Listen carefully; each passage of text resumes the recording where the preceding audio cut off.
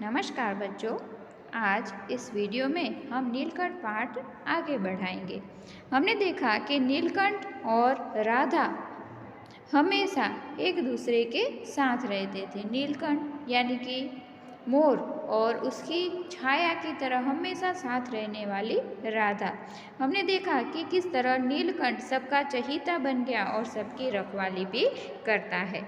ऐसी ही किसी परिस्थिति में एक सांप झाली के भीतर पहुंच गया। ऐसी ही एक परिस्थिति आई जिसमें एक सांप झाली के अंदर पहुंच गया।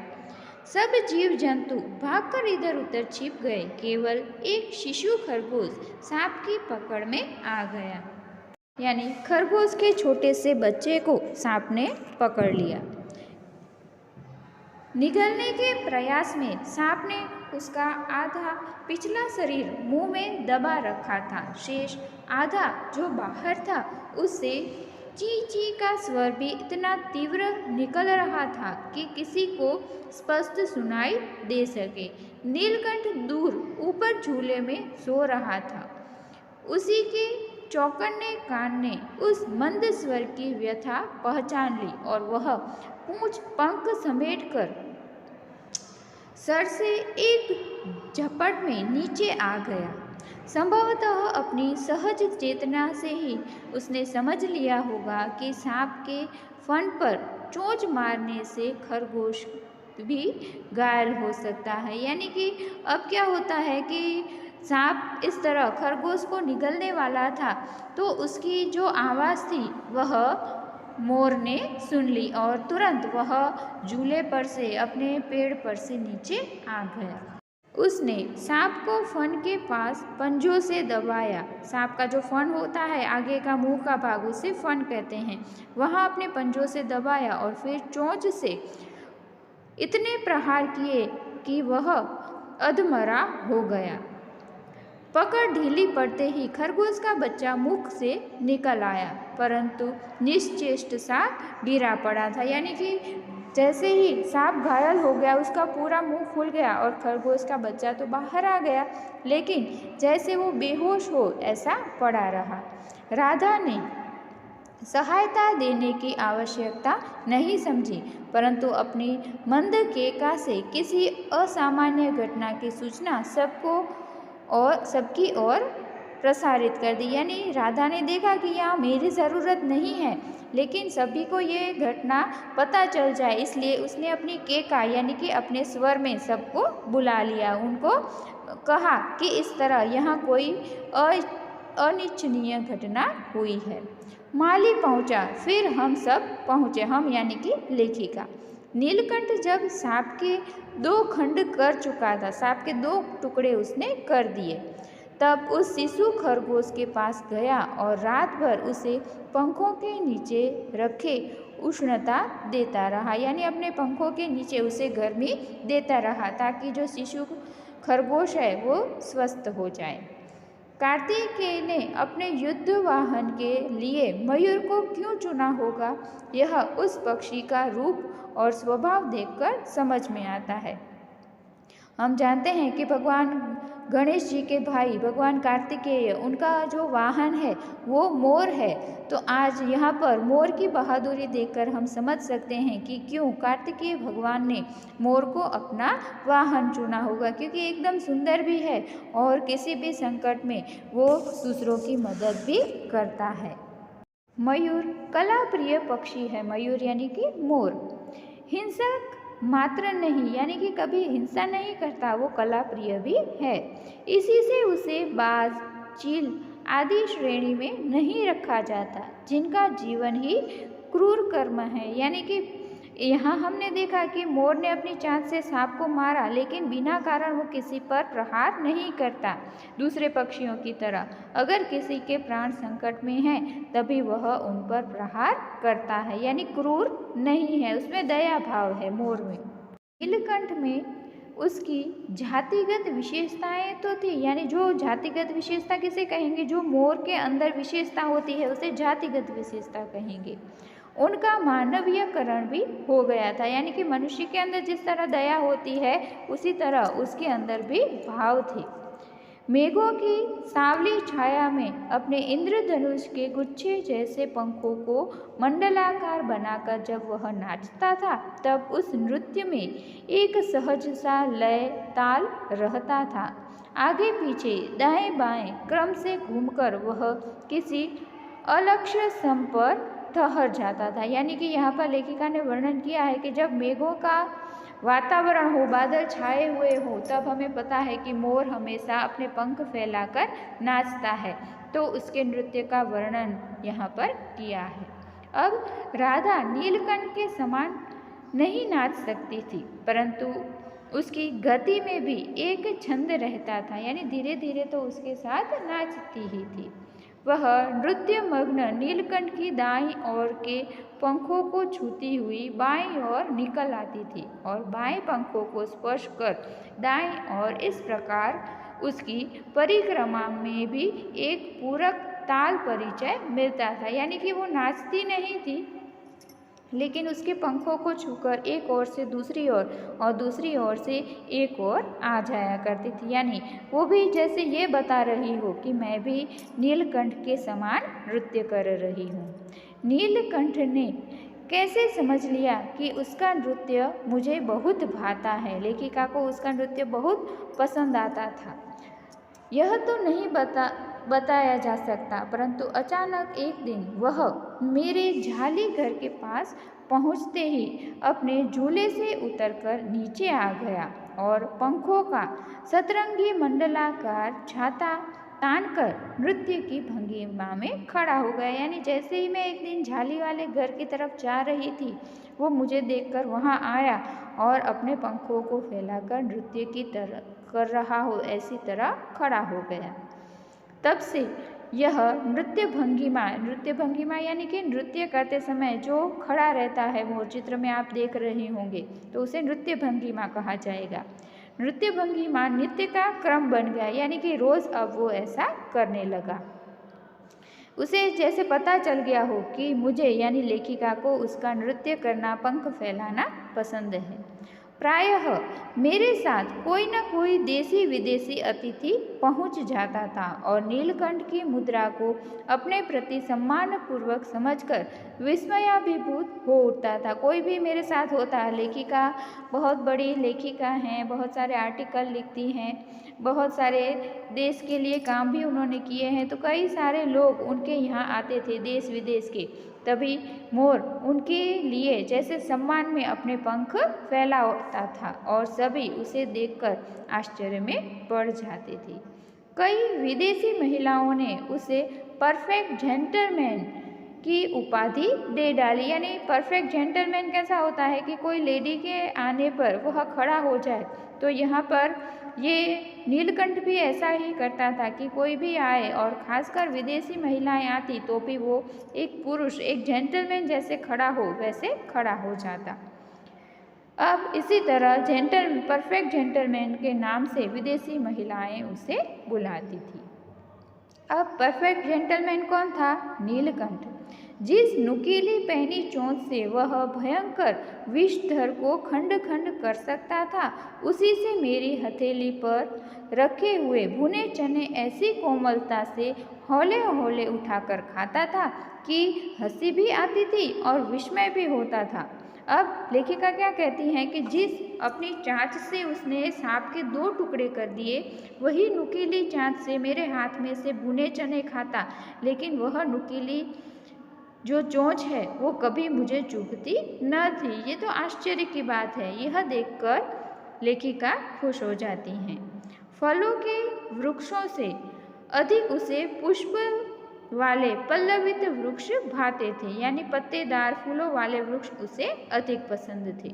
वसंत में जब आम के वृक्ष सुनहरी मंजरियों से लद जाते थे, अशोक नए लाल पत्तों वाले पल्लवों से ढक जाता था, तब झालीघर में वह इतना अस्थिर हो जाता कि उसे बाहर छोड़ देना पड़ता। यानी वसंत ऋतु में जब नए फूल आते, नए पत्ते आते, तब वो अपनी झाली में रह ही नहीं पाता था, क्योंकि इन वृक्षों के ऊपर उसे जाना होता था। नीलकंठ और राधा की सबसे प्रिय ऋतु वर्षा रही थी। मेघों के उमड़ आने पर पहले ही वे हवा में उसकी सहज आहट पा लेते थे, यानी जब बादल आते तो बारिश होगी यह हवा में ही वो सूंघ लेते थे और तब उनकी मंद केका की गूंज अनूठी तीव्र और भी तीव्र हो उठती, मानो बूंदों के उतरने के लिए सोपान पंक्तियाँ बनाने लगती, यानी कि वो अपनी केका से अपने स्वर से जैसे बादलों को बूंदे बरसाने के लिए कह रहा हो। मेघ के गर्जन के ताल पर ही उसके तन्मय नृत्य का आरंभ होता, जैसे ही बादल गरजते वो नाचने लगता और फिर मेघ जितना अधिक गरजता, बिजली जितनी अधिक चमकती, बूंदों की रिमझमाहट जितनी तीव्र होती जाती, नीलकंठ के नृत्य का वेग उतना ही अधिक होता जाता और उसकी केका का स्वर उतना ही मंद से मंदादृत होता जाता, यानी हमें सुनने में बहुत ही अच्छा लगे ऐसा स्वर उसका होता जाता। वर्षा के थम जाने पर वह दाहिने पंजे पर दाहिना पंख और बाएं पर बायां पंख फैलाकर सुखाता, यानी अपने पंखों को वो सुखाता भी था। कभी कभी वे दोनों एक दूसरे के पंखों से टपकने वाले बूंदों को चोंच से पीकर पंखों का गीलापन दूर करते। इस आनंदोत्सव की रागिनी में बेमेल स्वर कैसे बज उठा, यह एक करुण कथा है, यानी कि इस तरह मोर और मोरनी, नीलकंठ और राधा एक दूसरे के साथ इतने खुश थे, आनंद में थे और इसी तरह उनके बीच कैसे एक करुण कथा हुई ये पता नहीं। उसका वर्णन किया है आगे। एक दिन मुझे किसी कार्य से नखास कोने से निकलना पड़ा और बड़े मियाँ ने पहले के समान कार को रोक लिया। इस बार किसी पिंजड़े की ओर नहीं दिखाया। यह संकल्प करके मैंने बड़े मियाँ की विरल दाढ़ी और सफ़ेद डोरे से कान में बंधी ऐनक को ही अपने ध्यान का केंद्र बनाया। मुझे लगा कि आज बड़े मियाँ कोई पिंजरा मुझे नहीं देंगे, तो मैं उनकी चश्मा ही देख रही थी, ऐनक देख रही थी। पर बड़े मियाँ के पैरों के पास जो मोरनी पड़ी थी उसे अनदेखा करना कठिन था। मोरनी राधा के समान ही थी। उसके पंजे बंधे, दोनों पंजे मुंज से बंधे, दोनों पंजे अंगुलियां टूटकर इस प्रकार एकत्रित हो गई थी कि वह खड़ी ही नहीं हो सकती थी, यानी उसके जो पैर थे, उसके जो पंजे थे वो घायल हो चुके थे। ऐसी मोरनी लेखिका ने बड़े मियाँ के पैरों के पास देखी। बड़े मियाँ की भाषण में फिर दौड़ने लगी, यानी बोलना शुरू किया। देखिए गुरुजी, कमबख्त चिड़ी मार ने बेचारी का क्या हाल किया है। ऐसे कभी चिड़िया पकड़ी जाती है? आप न आती होती तो मैं उसे किसी के सिर पर इसे पटक देता, पर आपसे भी यह अधमरी मोरनी ले जाने को कैसे कहूँ। यानी ऐसे कटाक्ष में उन्होंने लेखिका से कह तो दिया कि आप इस मोरनी को, घायल मोरनी को अपने साथ ले जाइए। सारांश यह कि 7 रुपये देकर मैं उसे अगली सीट पर रखवा कर घर ले आई और एक बार फिर मेरे पढ़ने लिखने का कमरा अस्पताल बन गया, यानी कि अब उस घायल मोरनी को भी लेखिका अपने घर पर लाई है। पंजों की मरहम पट्टी और देखभाल करने पर वह महीने भर में अच्छी हो गई। उंगलियां वैसी ही टेढ़ी मेढ़ी रही, परंतु अंगूठा जैसा पंजों पर डगमगाती हुई चलने लगी। उसका जो अंगूठा है उसके ऊपर वो वज़न देकर डगमगाती हुई अब चलने तो लगी है। अब उसे झाली घर में पहुंचाया गया और नाम रखा गया कुब्जा, यानी कि जो दूसरी मोरनी आई है उसका नाम रखा गया कुब्जा। नाम के अनुरूप वह स्वभाव से भी कुब्जा की तरह ही थी। अब तक नीलकंठ और राधा साथ रहते थे, अब कुब्जा उन्हें साथ देखते ही मारने दौड़ती थी, यानी नीलकंठ और राधा का साथ रहना कुब्जा को बिल्कुल पसंद नहीं था। चोंच से मार मार कर उसने राधा की कलगी नोच डाली, पंख नोच डाले। कठिनाई यह थी कि नीलकंठ उससे दूर भागता था और वह उसके साथ रहना चाहती थी। यानी वो नीलकंठ को पसंद करती थी, लेकिन राधा को वह हमेशा मारती थी। न किसी जीव जंतु से उसकी मित्रता थी, न वह किसी को नीलकंठ के समीप आने देना चाहती थी। वो किसी दूसरे जीव जंतु को भी पसंद नहीं करती थी और नीलकंठ के पास कोई आए वो उसे पसंद नहीं था। उसी बीच राधा ने 2 अंडे दिए जिनको वह पंखों में छिपाकर बैठी रहती थी। पता चलते ही कुब्जा ने चोंच मार मार कर राधा को ढकेल दिया और फिर अंडे फोड़कर ठूंठ जैसे पैरों से सब और बिखरा दिए, छितरा दिए। अब उसने आगे क्या किया? इस कलह कोलाहल से और इससे भी अधिक राधा की दूरी से बेचारा नीलकंठ प्रसन्नता का अंत हो गया। यानी अब नीलकंठ उदास होने लगा कि राधा को ये कुब्जा है वो उसके पास नहीं आने देना चाहती। राधा के अंडे उसने फोड़ दिए। अब नीलकंठ जो पहले खुश रहता था अब उदास रहने लगा। कई बार वह झाली के घर से निकल भागा। एक बार कई दिन भूखा प्यासा आम की शाखाओं में छिपा बैठा रहा, जहाँ से बहुत पुचकार कर मैंने उतारा। यानी कई बार वो वहाँ से भाग जाता और कई दिनों तक छिपा भूखा प्यासा बैठा रहता। एक बार मेरी खिड़की के शेड पर छिपा रहा। इस तरह अपने दुख के कारण, राधा से अलग होने के कारण वो कई बार यहाँ वहाँ छिप जाता। मेरे दाना देने जाने पर वह सदा की भांति पंखों को मंडलाकार बनाकर खड़ा हो जाता था, पर उसकी चाल में थकावट और आँखों में एक शून्यता रहती थी। यानी लेखिका कहती कि जब मैं दाना देने जाती तो वो अपने पंखों को फैलाता, लेकिन धीरे चलता और उसकी आँखों में भी जैसे कोई आनंद नहीं, कोई खुशी नहीं, ऐसे कोई भाव उसकी आँखों में नहीं दिखाई देते। अपनी अनुभवहीनता के कारण ही मैं आशा करती कि थोड़े दिन बाद सब मेल हो जाएगा। यानी मुझे ये लगता कि ये कुब्जा ऐसा व्यवहार कर रही है, लेकिन थोड़े दिनों बाद सब कुछ ठीक हो जाएगा।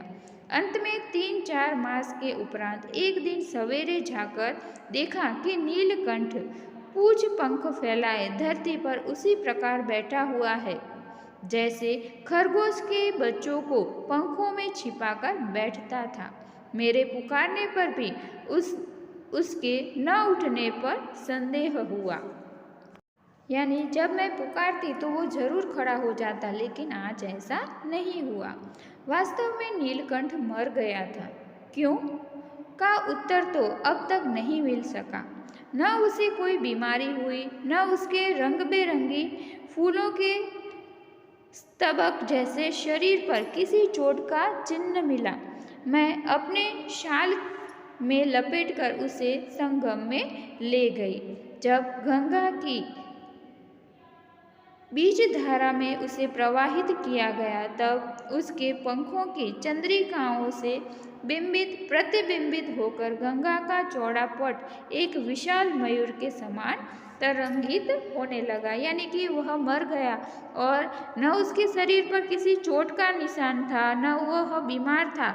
उसकी मृत्यु का कारण लेखिका को पता नहीं चला, लेकिन जब वे गंगा में उसे बहाने जाती है तब जैसे गंगा का पूरा जो पानी है वो मोर बन गया हो ऐसा लगता था।